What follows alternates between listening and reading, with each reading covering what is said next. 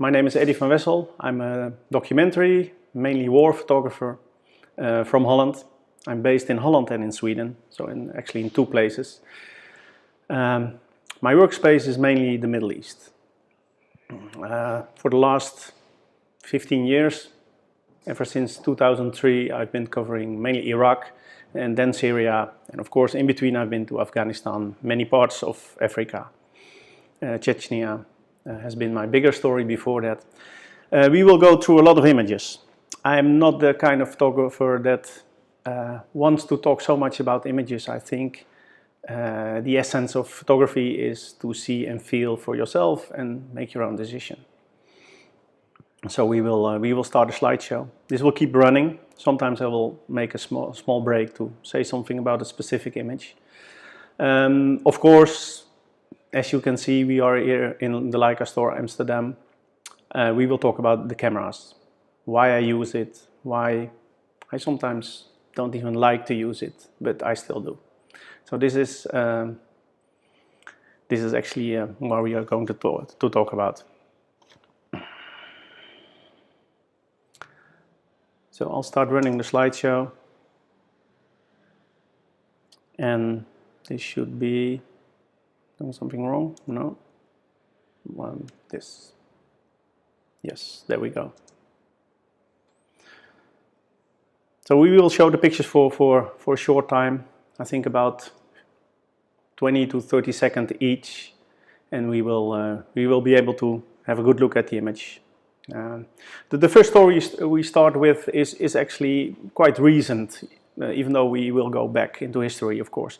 This has been made end of last year, when the Turkish army more or less invaded, or at least had a military operation in the northern part of Syria. As you know, they are not very good friends with the Kurdish fighters over there, and they want to create a safe zone. I didn't focus on politics. I've been in Syria a lot last year to follow the fights around ISIS. But this was a totally different story. This was about population who got like crushed in between the two armies. And for me, it was a very human story. At that moment, I thought it was going to be like a ceasefire. But in the end, nobody respected it. So I got more shot at than during a lot of the ISIS operation, which I didn't expect. That's actually the message. If you go into a war, you never know what to expect. And this was a perfect example. This story has been awarded with the second prize in the POI, the Picture of the Year in America. I was very happy with that because it got a lot of new attention and a lot of new attention for the situation. Usually you are like part of the news, but you're like one step behind. There's the big news agencies who cover everything that happens in a way that is so fast that I can't compete with that. And I don't want to compete. My power is somewhere else. That means I'm there, but like one step on the side. And that's also where my equipment came in. I remember that I was, a long time ago, I think it was in 1995, was taking pictures in the subways of Moscow, of homeless. They sleep there because of the cold. And I was using a Nikon F4, I still remember it, a huge thing, Nikon F4E with a battery pack under it, and I was quite proud of it. But it didn't work there. It didn't work. So I had this old Minolta rangefinder camera, pretty cheap one actually. But with that camera I became invisible. And this was actually my first sniff in the Leica world. You know, a rangefinder, almost invisible, very quiet, small lenses with, well, like amazing quality. And it gives you the opportunity to be like one or maybe even two steps closer to your subject. If you, for example, if you take these ladies, they came into a hospital, and they brought their sister. She was hit by a rocket. She was outside in the garden. She was hit by a rocket, they brought her in, and after a few moments she was declared dead, which was quite obvious. But for the family involved, it was like the most traumatic experience. As you can see in the image, they got totally outraged of grief. And for me to be able to communicate this with you was, I feel, almost like a privilege. It sounds strange because, you know, you see a lot of suffering in the image, but I'm like the connection between the world in front of my camera and the audience that actually, well, you are part of it at this moment. And for me, that's very important. I'm like this communicator, and I really feel it like a privilege to be able to be your communicator, because I can experience the world in different aspects. I'm living in the West with all the luxury, and I can see where people come from who are, for example, now in the refugee camps in Greece. And this is, for me, one of the most important reasons to keep doing this job.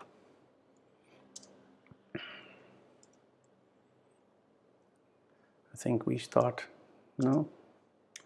I'm still getting used to the buttons. Yeah, these are the people who actually fled to Iraq.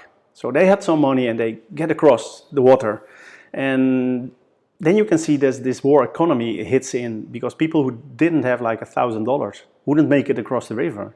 They wouldn't make it to safety, even though on the other side of the border they would be poor, refugees, but they would be poor alive refugees, and a lot of people didn't make it inside Syria. So for them it was actually a lucky escape. And people here are waiting for the most basic needs. They lost everything. They came with the clothes they wear. So they get in line and, well, they get some things from a humanitarian organization, which you can see is very popular and very needed. So I want to talk to you a little bit about the cameras I work with. This is my Leica M4. I've been using it, well, for a very long time, and it's been my partner in crime and good things for a very long time. I had one before that was even more smashed, but I was able to trade it with a Leica store for a digital M9 at that time. And that was actually my entrance into the Leica world. So I was completely happy with the digital one, even though, of course, there's like a world of difference between a digital Leica and an analog, and not so much in the workflow. But I think it was mainly the way the files looked. Me being a black and white photographer shooting a Tri-X or a Neopan or whatever. That was that was quite a different experience to need to carry a laptop with you and actually work on the files. And also my customers made a change. They said, well, okay, if you're carrying a digital camera, why can't you deliver the images like today or even this afternoon or within 2 days? And my workflow has always been, I shoot my rolls, I go home, I go into the darkroom and scan either print and then select the files. And that was a good workflow because it had like a few days in between. And then we were able to actually have a little bit distance from the images, a little bit difference from the situation. And for me, it was a very good workflow.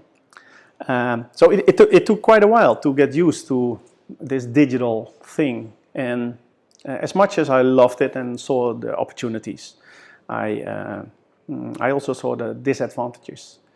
At this moment, sometimes news is so fast that even before we know the real facts, it's already published worldwide, especially on social media.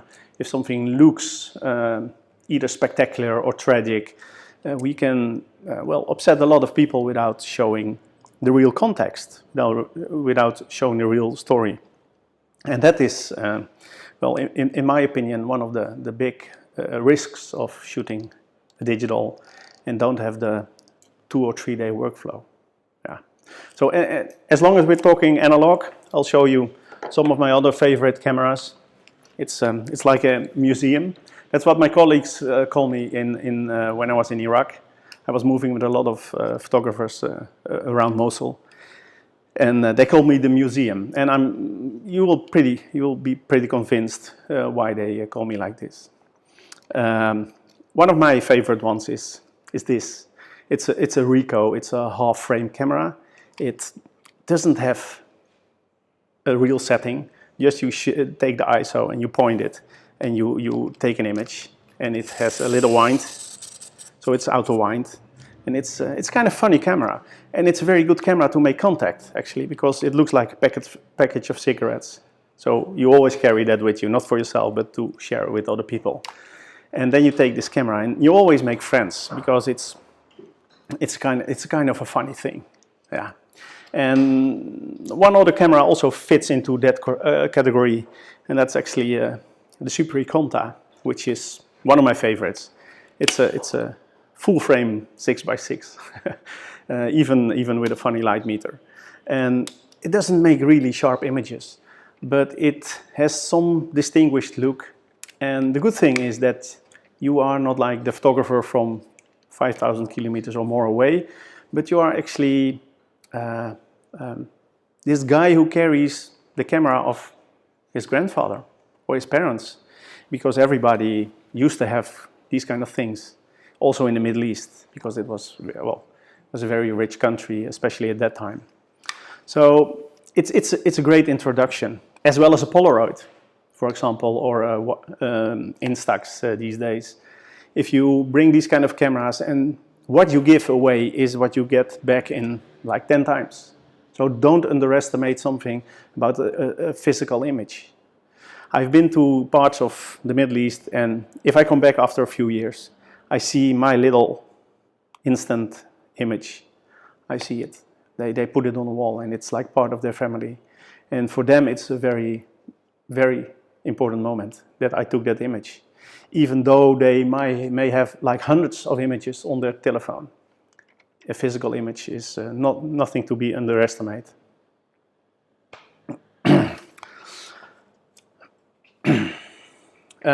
Let me see if there's some questions. I saw some things pop up. Yeah. Jan van Heuvel asked me, do you think that the color picture takes away the needed attention of the subject being photographed? Well, Jan, I think black and white has all the colors you need, because in essence you go to the real, well, like the real core of the image. And for me, colors are a little bit distracting. Although there are colleagues who are like, well, really amazing with colors, do things that we can't even imagine. For me, my work, my vision is in shades of gray. And it has another advantage, because I use different kind of cameras. I use a panoramic camera, I use a half-frame camera, I use a Leica. So for me, it's very important to have like one scale in the images, so I can put them in perspective. Especially since if you make stories which last like 2 years or more. For me, black and white is, well, it goes to the essence of the image, and it's more easy to tell a long-term story. Yeah, thank you for your question. Let's look at some images. I think we can make them a little bit bigger, so for you to see a little bit more from what I've seen.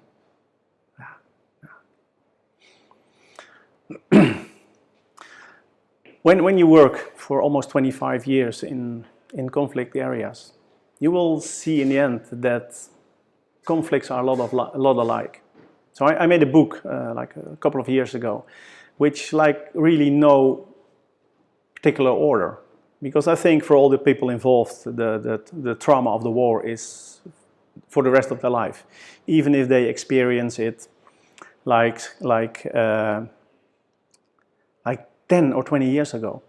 It will never fade away. It's part of their bone, it's part of their reality, and it will be just a very, very, very bad memory for them that will hunt them the rest of their life. So I think it's kind of inappropriate to put it in a time scale.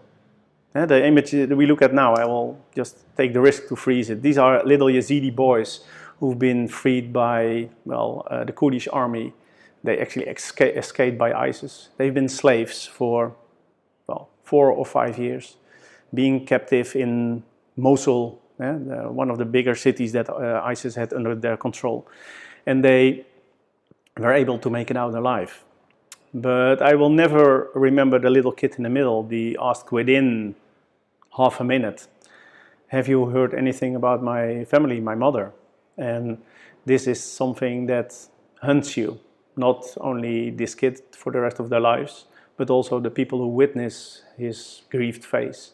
And for me, it's the most important thing in this image. 3 little children who've been abused by the terror of war. And probably the whole family has been killed or either used as slaves somewhere else. Yeah.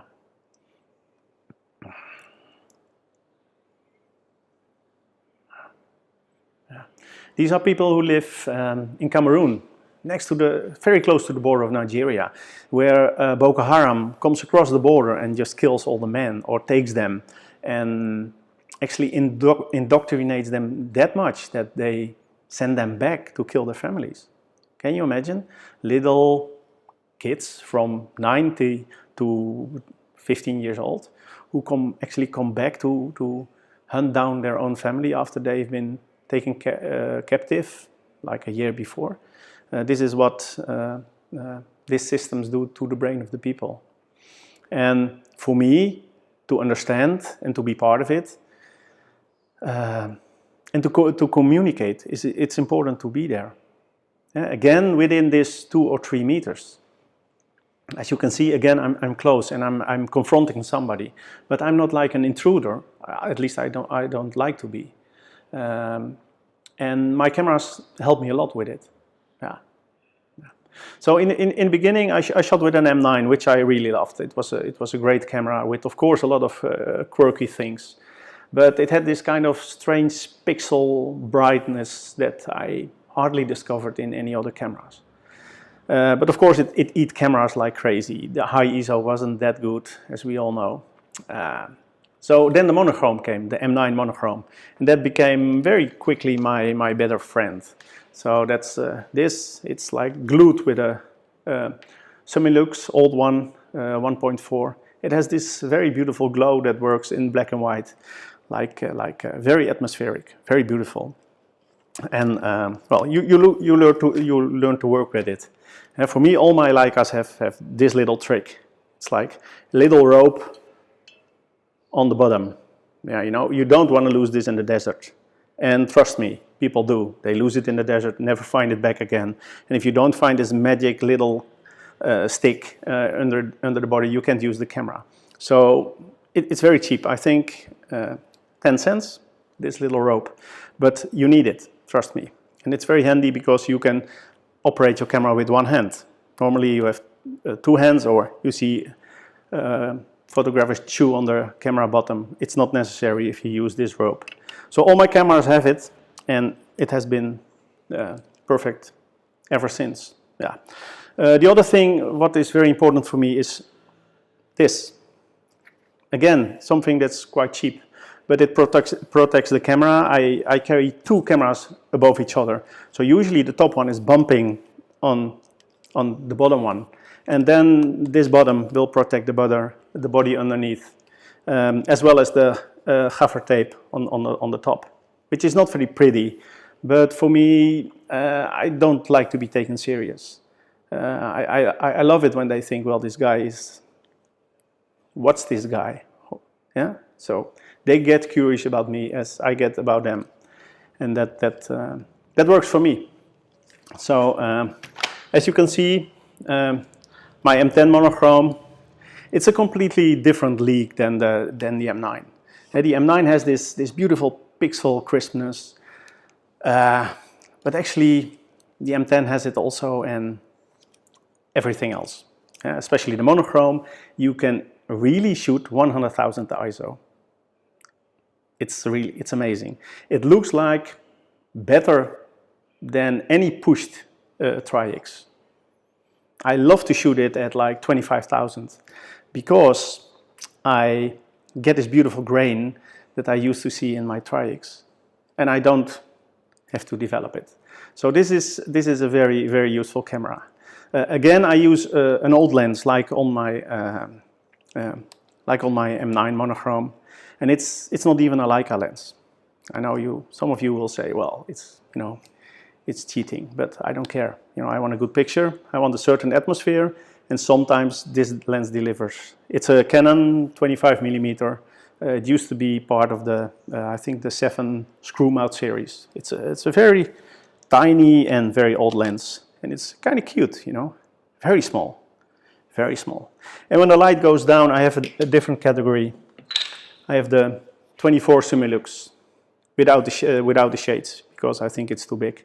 So I improvised a filter on it.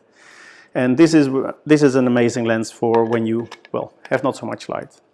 You can go, really, really into the dark. If they shut down all the lights here, I can still make pictures with an M10 and the Similux 24. So this is quite a good kit. So I have the 24 or the 25 and the 35. And these are my lenses. I don't need anything more, which means I can carry less stuff. I don't get tired. I have 2 bodies, so I don't need like a zillion batteries. Anyway, you shoot. With the Leica, not so much, because you are like connected to the subject, and why should you make a picture that you really don't need? It's very easy to make a lot of shitty pictures. But if you want to have a good picture, you better use your eye, your ears, and your nose, and absorb the atmosphere, take time, and then like infiltrate with your camera and try to capture that same emotion. If this is in your image, I guess you make a good shot. I guess, yeah. This is a lady in Cameroon, where you're looking at now. She lost quite a big part of her family, and she was living in the forest because she was afraid for the army that actually should protect her. Sometimes the world is just something you can't understand, but you can understand the suffering of this lady, and this is why, as a photographer, you should be be as close as possible. Yeah.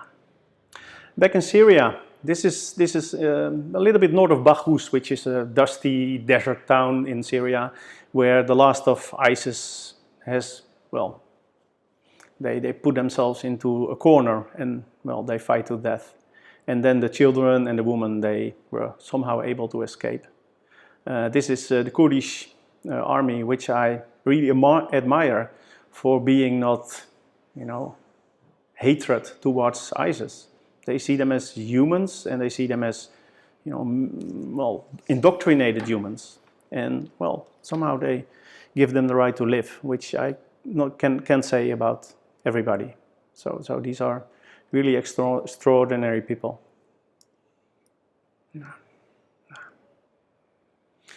This is the Americans in Iraq arresting civilians.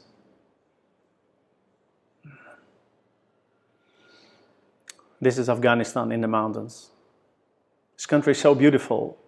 It's such a pity that we can't go there just as a tourist. Maybe one day in the future, because it's one of the most beautiful countries in the world, and the people are so stubborn. But this also makes them unique. They don't make compromises. And this is what I've seen in Chechnya. This is what I've seen in Afghanistan. People are usually as hard as the surface they live on. And since they live in the mountains, they are as hard as a rock. And if they are your friend, they will be your friend forever. And if you're not, you're not here to talk about it anymore. This is the way of living. Quite interesting, actually, and very far away from our Western values, where we, sometimes put money over pride, and this is the area where that doesn't work. Not for everybody, at least.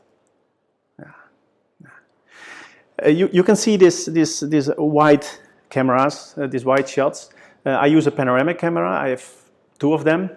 I've been using a Hasselblad X-Pan for quite a while, but most of these images have been made with my Widelux, which is, I'm not sure if you're familiar with it, but it's a panoramic camera, and it has like a rotating lens. So as you can see, very slowly the lens passes by, and this is again a camera that is always good for a conversation, because people don't know what they're looking at.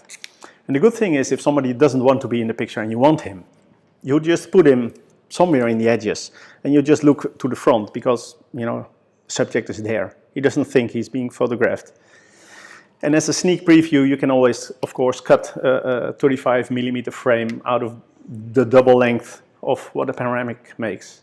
And it's officially it's a landscapes camera, but for me it's well, it works in war zones.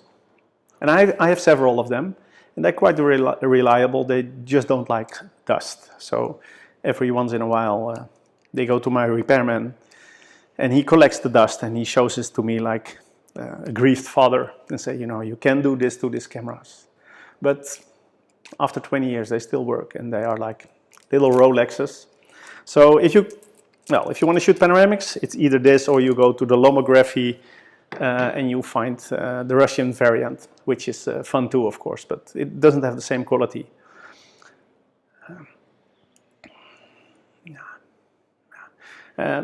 This is an image I made during like Russia. They were looking for well, terrorists in Iraq, and somehow they arrest this man, which was something I could see with my eyes, but I couldn't take a picture. And at the same time, a man came in with like this mine lamp that you just carry on your knee level. So the light came from the bottom. And at that moment, they pulled him out of his house, and I just took, I'm not sure, I think a 24, and I just moved with the subject, and then well, I got this man with a shadow on the wall. And for me it was a very satisfying picture, because he is being captured and he doesn't know what's coming to him. So I know that's why I see this black shadow on the wall like part of the image, that, well, that might be his future. Afghanistan.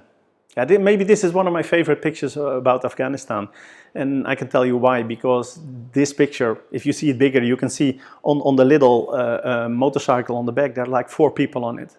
And this is so much Afghanistan. Everybody who's been there will see this kind of people who will not change anything, even though there will be Russians or French or Americans invading the country. They are just what they are.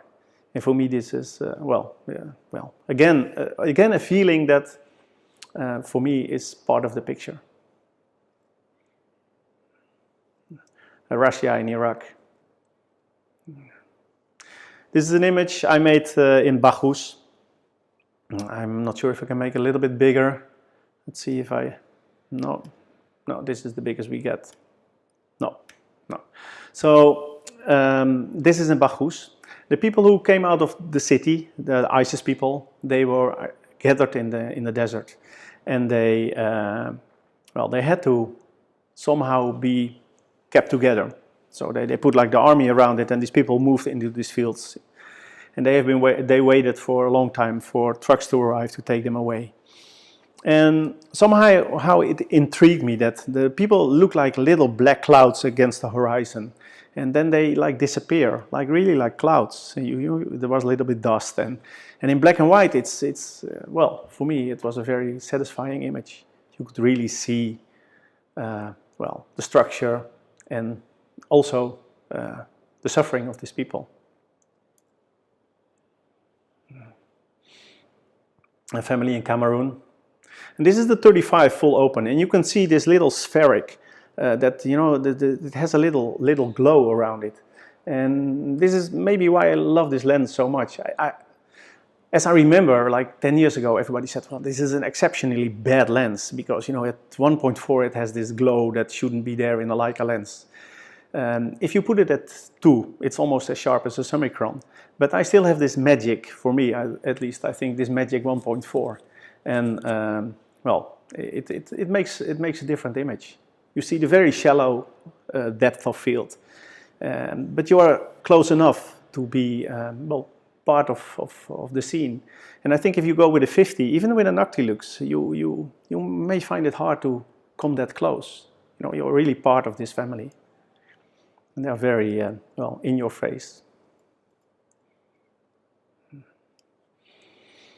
These are the Isons families who are like gathered in trucks, and they are moved to the camps. And you can see a lot of children. I hope you have some bigger screen, because I have a smaller screen here. But if you look at the bigger screen, it's very impressive. You see a lot of young children, and yeah, you can also see their condition.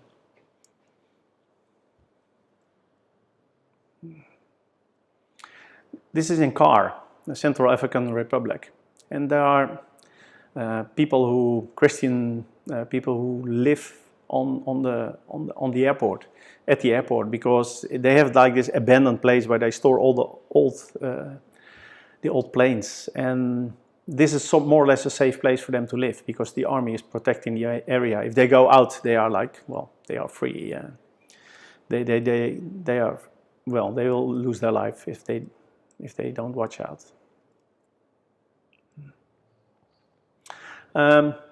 This was actually one of the main pictures of the war of Syria. I went in 2012, and I went to Aleppo.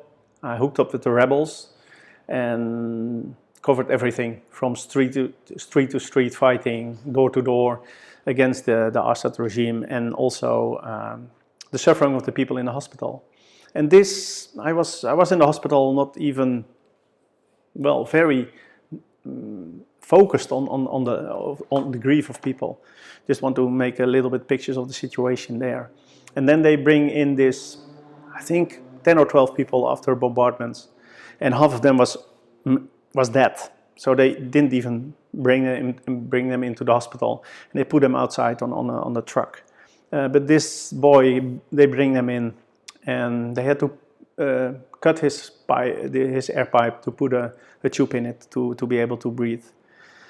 He was like completely, well, he took a lot of shrapnels in his body, and they put him on transport to the border, and I'm pretty sure he didn't make it, because his condition was already very weak. And I remember that when I put my camera in front of him, quite close actually, like half a meter, a little bit more maybe, because you can see on the head of the person, he opened his eyes and he looked at me like he was surprised that this happened to him. And this is of course the story of so many people. You think bad things happen, but you never think they will happen to you. And well, it did, yes. This picture won the Zilveren Camera Awards in 2013, which made me, of course, happy as a photographer, but also sad for this boy, who probably didn't make it. So this is the downside of being an awarded photographer, because the pictures of the suffering of other people will bring a prize to you. And you know, what is this? Of course, it's the prize of people looking again at your pictures. So somehow your job is successful. But I think in the end, you should never forget that you have become a part of what has been going on there. And it will never leave you. Even now, I've been following Chechnya from like the 90s till 2003 or 4. Still, if something is happening in this region, I'm like I'm bound to the television or to the screen.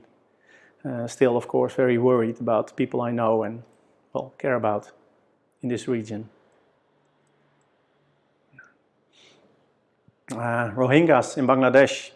This little girl in Teknaf, she was, well, living in a huge camp, somewhere below water level. So the river came every 2 or 3 weeks and flooded the whole camp. And these people, they have like a family book. You can still see a little part of it in the corner. And it's been written down what they get from a humanitarian organization. And this is really their life book. Without this document, they will have no they will have nothing to eat, or well, at least make it to the next day.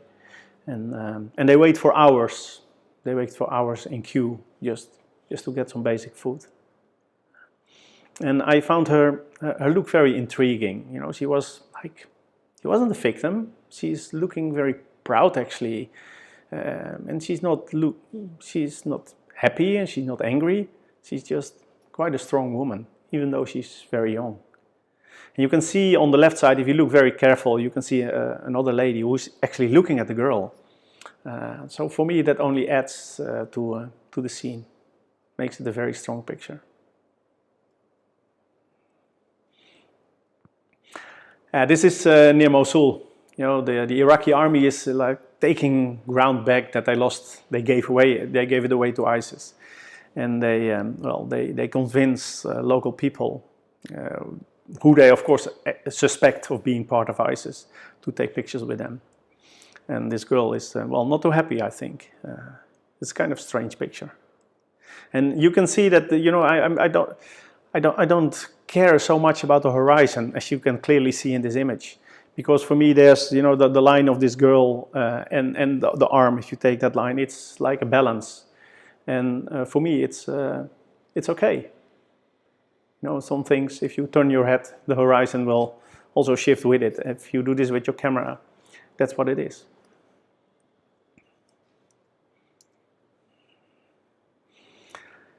Yeah, this was the Hashishabi, which just were the Shia militia. We went to this little town that was like, they lost so many fighters there against ISIS. And we went back, we drove some jeep, and in the corner of my eye, I see this dust coming. And I didn't know what it was, of course. And then I saw this jeep coming into our frame, because he was passing us, he was going faster than we did. And so I just grabbed my camera, and it's always on. You know, I never turn my cameras off. That's the biggest mistake you do. Better burn 3 batteries than missing a picture. So I just had it. I did it, and I looked through my frame, and it came, and you know, I had it. I took one frame, and another one which has only the back of the Jeep. But it was for me, it was a good image. It was the perfect moment. You know, the dust is like, it's almost like water. And the guy on the back of the truck, he's like waving to me. And it's kind of ironic if you, well, realize they lost like 600 people there, just getting this territory. Again, an image, Rohingyas, you know, people who burn their house, or they build a house on the mud. That the river brings and takes away. It's well, it's a very desolate existence, but this woman is very proud. You can see it. She's proud. She's a strong, and she actually makes the picture well, a good one. And it's always these little things that you look at. It's not so much a Xerox of the things in front of you. It's always you look at something, you isolate it, and that's, well, that you use it to create a scene that makes it interesting to look at. And sometimes it works, and sometimes I have days I shoot 50, 100 pictures, and maybe I end up with 2. And you shouldn't forget, you know, if I take a roll of my panoramic camera, if I take 200 images with my Leica, if I take one roll with my Super Iconta, which is 6x6. I have 200 images. I have 36, or I have like 6 images.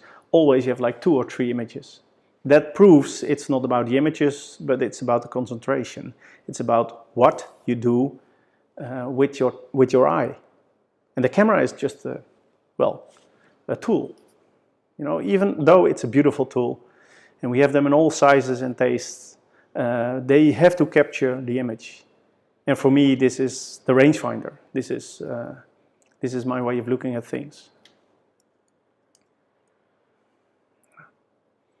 And this is the panoramic again in car. And this is Syria. I went back on assignment of the Volkskrant, one of the bigger Dutch dailies. And they asked me, Eddy, can you go back with a writer to actually see the town? Now it's under control of Assad again.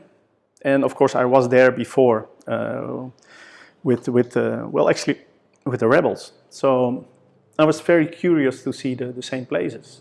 It was a bit of a hassle to come in, but it was a very interesting trip to see this town being completely, I wouldn't say destroyed, vanished.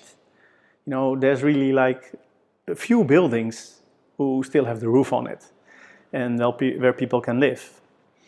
So, but then you see this mechanism of people just wandering the streets, like there's like shops and like there's like beautiful streets and like there's trees.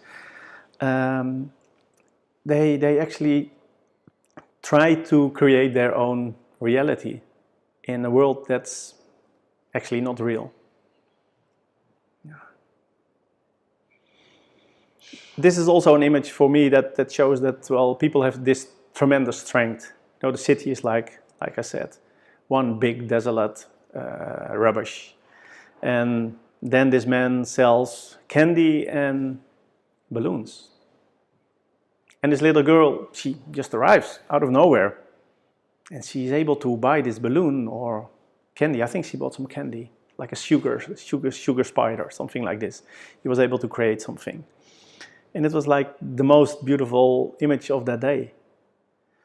I remember we were driving out of town. It was almost dark. And the translator said, you know, we can't stop for this image because I saw it immediately. I said, well, then you have a problem because you will have to drag me to a hospital because I will get out of the car while it's still running. So he made the good decision and he stopped the car. I got out and took a few shots. And yeah, well, this was, for me, it was the best one. It explains what strength people have in them. Because you can see you can see at the surroundings what life has been before. Yeah, a little kid on the border of Nigeria. You know, they run from there, from Boko Haram, and they come in refugee camps in Cameroon. And as you may know, Cameroon is a very poor country, so they can do very little for refugees. They try, but they can't. And you can see the tent they are, you know, what is their home now is full of holes. This is an exodus of people from ISIS leaving the town of Baghuz, and at some point, well, they were able to come through.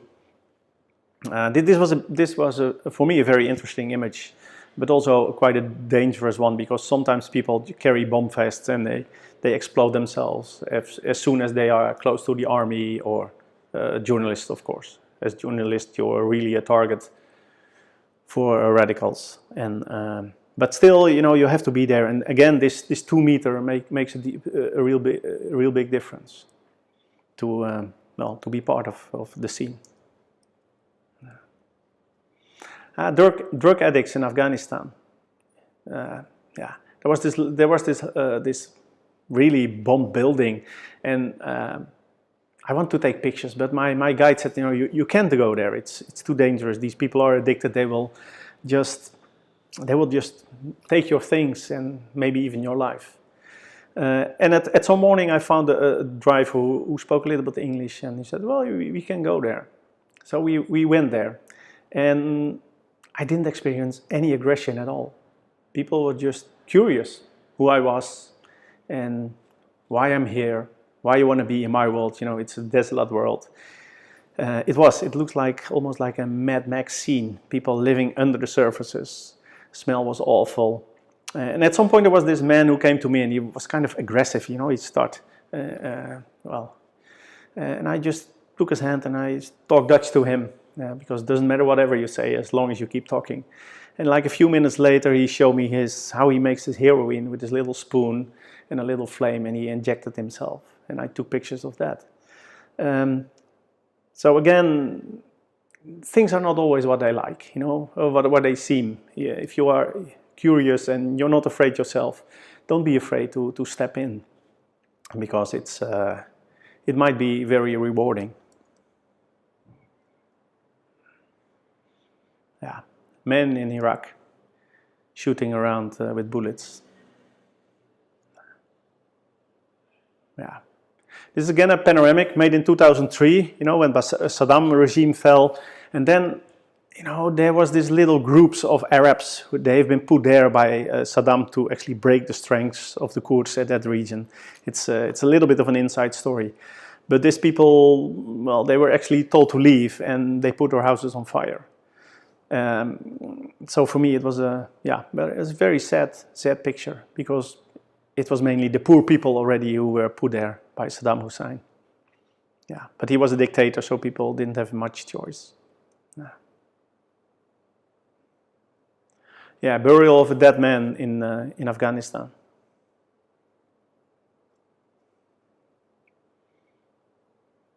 The Yazidi boys. Yes. Okay. I'll show you a little bit about what I also like to work with. So, you know, it's not only photography. I think sound is a very important subject, especially these days with social media. You can create beautiful things by just simply recording sound. And if you put this sound under your pictures, it can be so much more impressive. And it's not like a movie, but some people experience it like this. At one point, I make a story about an English rapper, a very wild guy with all of tattoos, and I followed him for quite a while. He was a very special person, very violent, but very special in a way. And then I made a sound slide from it. There was this little program that you can just drop in sound and you attach the pictures and they somehow get a sequence, and you could, of course, adjust it a little bit. And then this film festival, they approached me. They said, "Can we use your movie to show in one of our cinema?" And I said, "I never made a movie."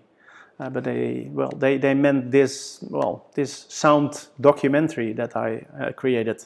They loved it and they showed it in the cinemas. So for me, it was like actually the proof that even though you have a very static image, you can give the audience the idea of, well, much more. Sound, moving. Yeah, and of course it was a very rough story, very dark, so I dragged the camera along, of course.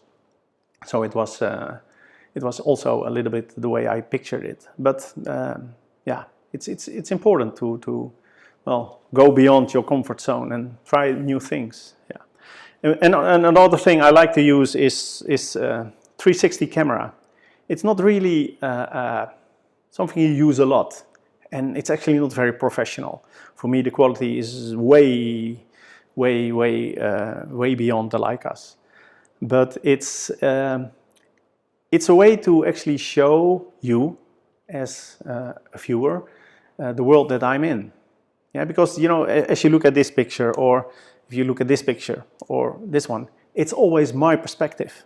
You look at my decision to what did I photograph? What do I think is important for you to look at? And that's quite an obligation, to be honest. So with this camera, I take a 360 image at some certain points, and people are, you know, you can look around me, you can look at things you might find interesting yourself. You can see the whole world that I'm in. And this is the same with, of course, the cameras you have on your helmet. They also record a way of a rough image, a very wide angle, but not so fine-tuned as the photographer wants to show you. Yeah.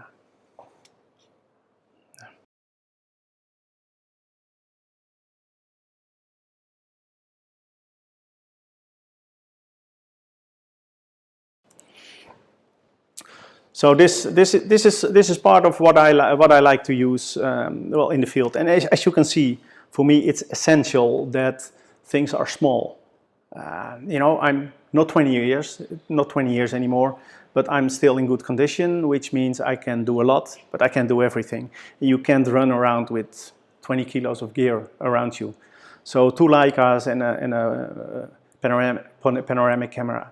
This is good. You have the cameras on your on your neck and the panoramic in a small pocket. And just a few batteries in your backpack. And that's it. That's all you need. You know, I have a very small laptop. And people always think it's cute. And it's cute.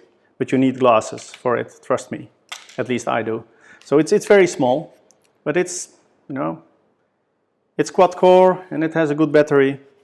And it does everything I need. And it's, you know, fits in your pocket. And this is one of the main things. If you don't have enough energy to hunt your subject, to go very close to your subject because of, you know, the stuff you carry, well, then you sure have a problem. Then you should change this. Either you'll be a bodybuilder or whatever with a lot of condition, or you get the right gear and get small things. Yeah. I will have a look at some of the questions.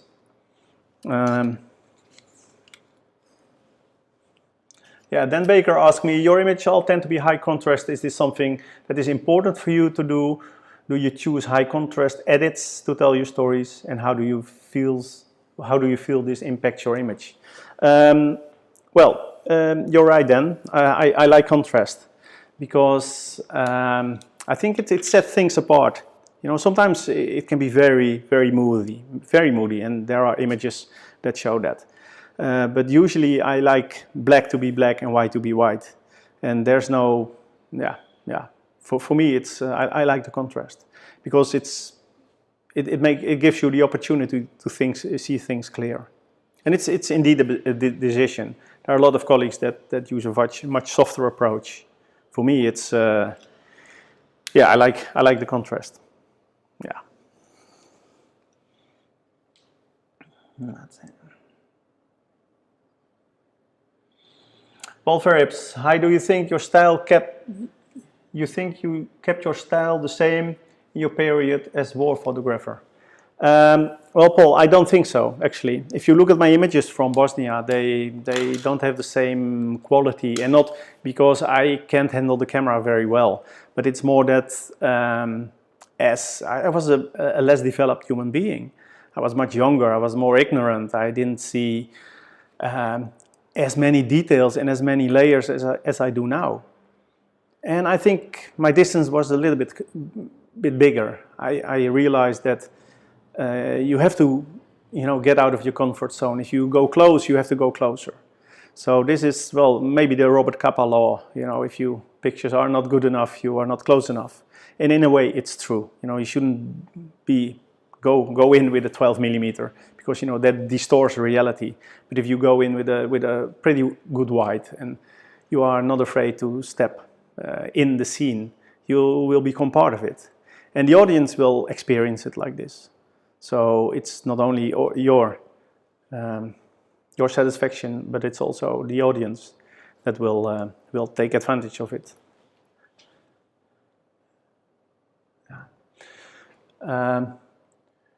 Huub asked me, Eddy, how do you manage your emotions while working? Yeah, well, Huub, that's the thing. Actually, you always hear these stories that people say, you know, if you look through a finder, it doesn't hurt you, which is not true, because if it doesn't hurt you, you can't absorb the emotions and it will not be part of your picture. So in a way, I think it will absorb you very much. And this is, well, actually the price you pay for being in these kind of regions and seeing this kind of situations. Doesn't mean I regret it at all. No, not at all. But I know there's, well, a dark side of life that isn't that pleasant to look at. But, well, on the other end, you know, I give the problem to you as the audience. So I think we share in the end.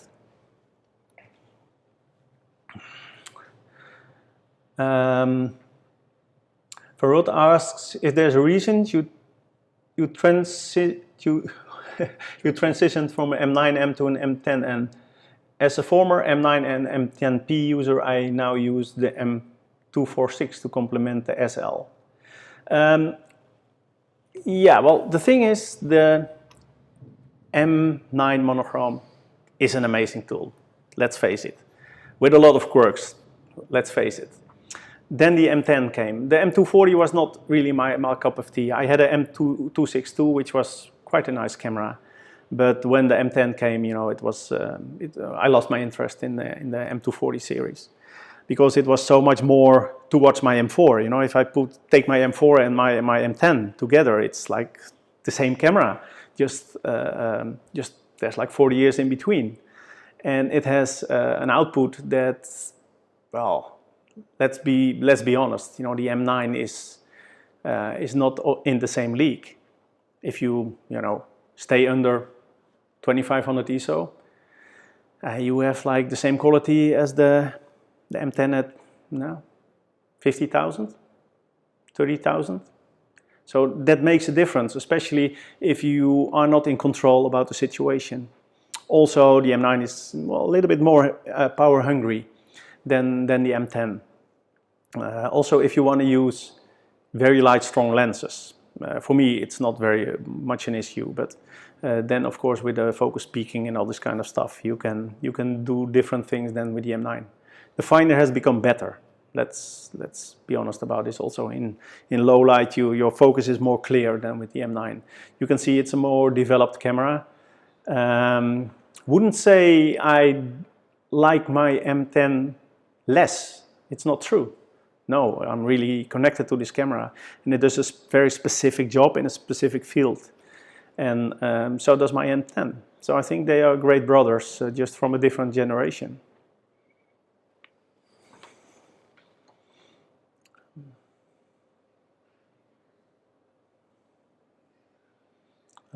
How did you, Paul Marotta asks, how did you come to trust your gear in high stress situation as opposed to Nikon and Canon gear? Well, I think in the end it doesn't matter that much which button you push, if it was a Canon or a Nikon or a Leica. You know, it's a matter of choice. If you feel happy with a Leica, it is as reliable as any Canon or any Nikon. And then of course you will say, you know, well, my Nikon make like 12 images a second, or 20 even. But what the heck, I only need one good image. So why should I need like 20 images and edit afterwards on my screen? No, so it's a different approach. For me, it's actually just choosing the right moment and pushing the button. And then you don't need a fast camera, and you don't need autofocus. Because if you put it at f8 and 2 meters, the whole world is sharp with a wide angle. And I can trust you, I'm faster than any sports reflex if we need to capture an image. So it's a matter of choice. Yeah.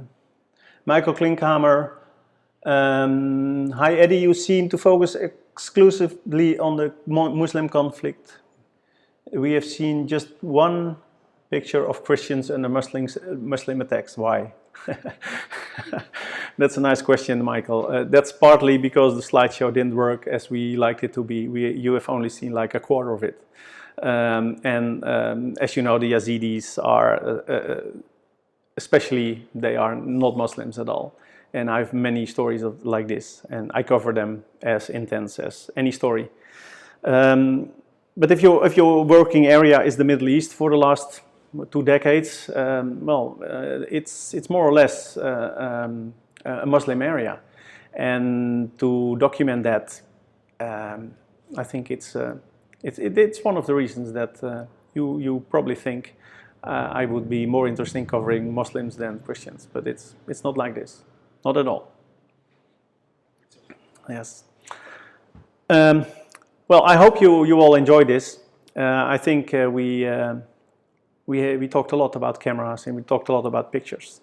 You can go to my website, eddyvanwessel.com. I'm a bit behind with my website, but still there's a lot of images to talk about. If you have any questions left whatsoever, just send me a personal message. Find me on Facebook or Instagram, anywhere, or send me an email, and I'll try to get back to you. And thank you for your attention, and we'll see you all in the field. Goodbye.